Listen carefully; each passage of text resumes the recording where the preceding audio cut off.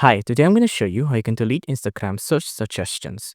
So if I go to search here, right, for example, and I search up Harry Styles, right?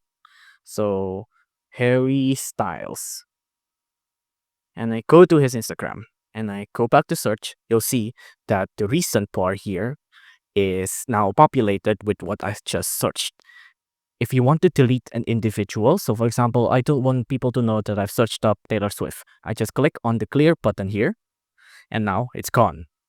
If I search up another guy, for example, I want to search Mark Zuckerberg, right? So Mark Zuckerberg here.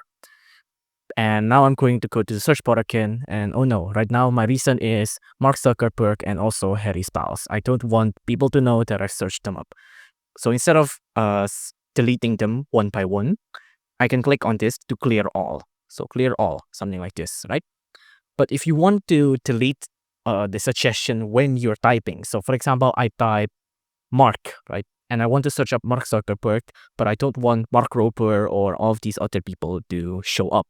You can't delete this because this is not your search history, but it's just a mere search suggestion, right?